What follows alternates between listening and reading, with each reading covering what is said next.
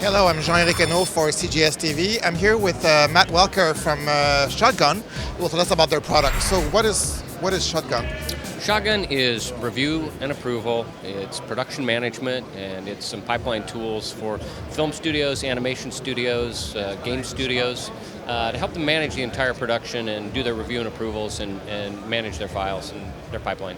So essentially, someone can submit their shot and someone else will approve them. How does that work? Well, an artist can take their frames and they can look at them in RV and they can submit those to Shotgun. It gets transcoded and thumbnails are made, and then the supervisors can see what they haven't viewed yet, and then they can play those either in a browser or an RV on the desktop.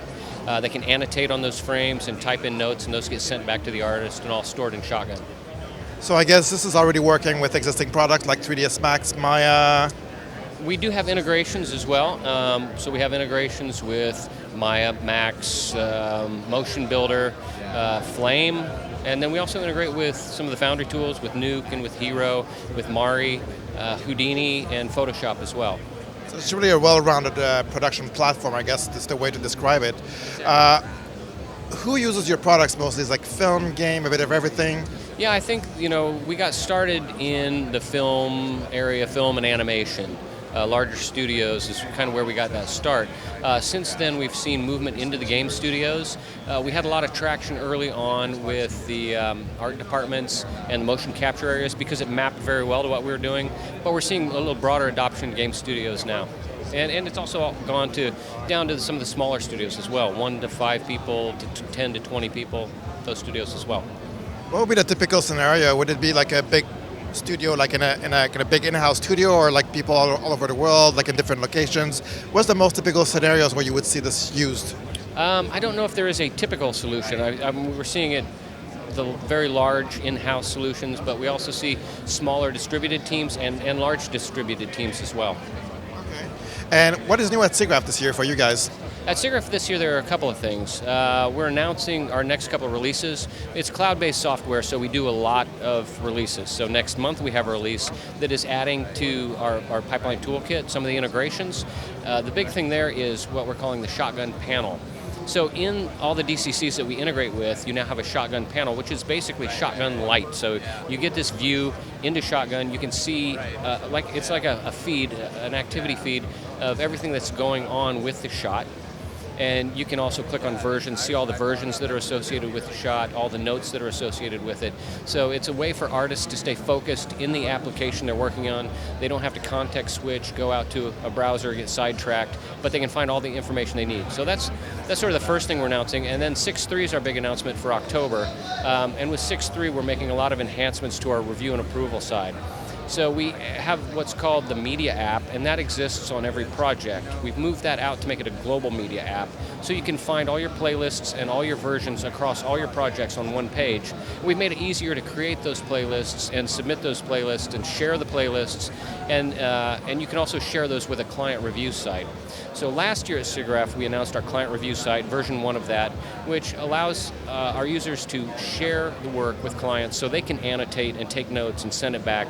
And those accounts are free, so it doesn't cost them anything to add as many clients as they need. So how does it work? Let's say I have a facility, I have 500 people all over the world.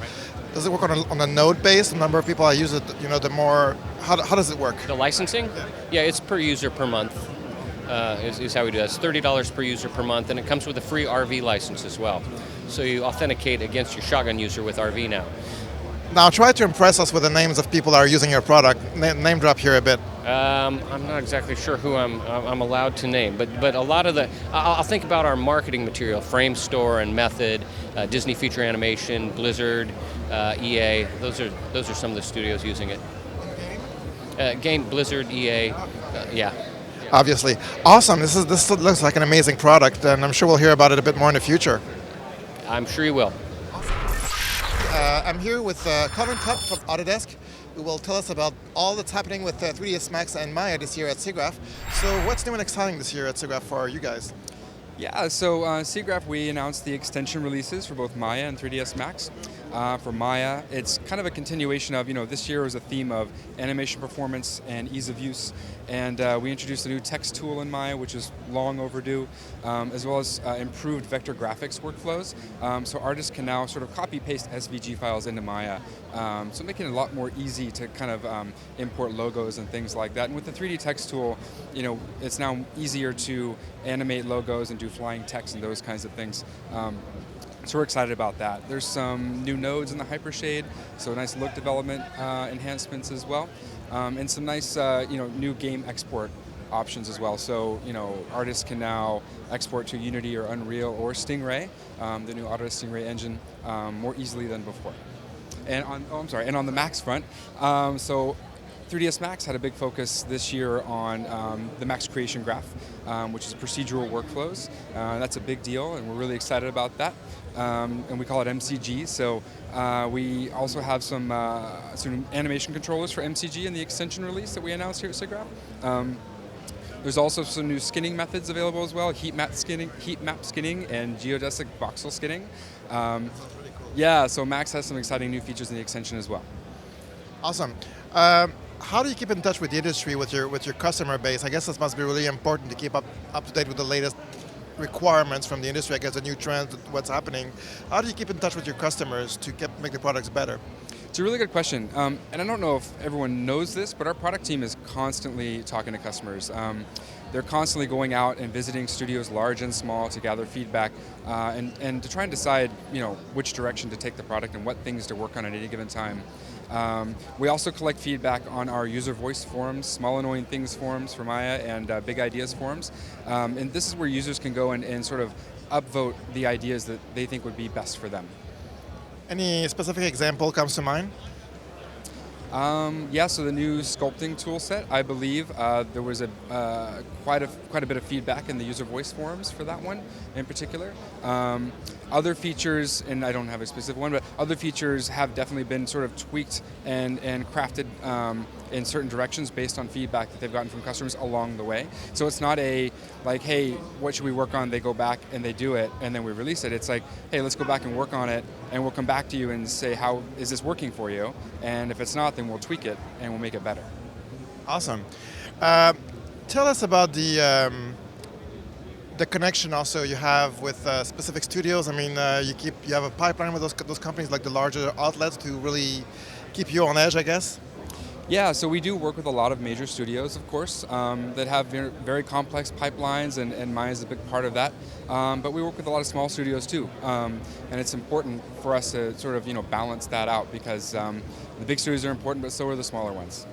Okay, and what do you think is the most exciting in terms of what people are doing with your product? I mean, there must be moments where you're surprised how people are using your products. Do you have any stories you'd like to share with us? We're always surprised by what people do with our products. I mean, every year the movies that come out and the effects that are in the movies, it's incredible. On the games front as well, the cinematics in games are just getting incredible. The level of sort of photorealism that we're seeing is amazing. So I would say, just generally speaking, we're constantly amazed by what people do with our products. What's happening now with, we're here at SIGGRAPH, everybody's talking about VR. I mean, there must be some developments. It must be big for you also, I guess. You're pretty much at the center of this all. Yeah, we think about VR, absolutely. We're excited about it. We think there's, a lot of people are talking about VR. It's definitely a theme here at SIGGRAPH, for sure, more so than in the past. And so I think where Autodesk sits in that is, we're content creation tools. And so as the industry sort of figures out how to create content for VR in a sustainable way, they'll likely be using Autodesk tools to do that. So we're staying in tune with what our customers are working on and sort of experimenting on the VR front. We'll want to make sure that our tools are doing the best they can for that new medium. We're also very curious about this new thing called Stingray, which seems to be pretty impressive. How does that work in the whole pipeline? It's a good question. Yeah, Stingray just launched last week. I'm really excited about that. Our games customers are going to love working in Stingray and being able to there's a live link feature in Stingray that's really nice for both 3ds Max and Maya users. You can update an asset in either tool, and it updates into the game engine without having to export. So that's just a nice sort of workflow. We see a lot of opportunity for Stingray, both in the games front and in sort of design visualization. as well. So and we've even had film TV customers kind of excited about Stingray. So we're seeing a lot of excitement, probably more so than we expected, and we think it's a really good thing. Yeah. Awesome. Well, that's really cool. So if anyone of you wants to make a feature film or a video game, you have to visit their website, I guess, and get their products. The best way to do it. So I'm Jean-Luc for CGS-TV.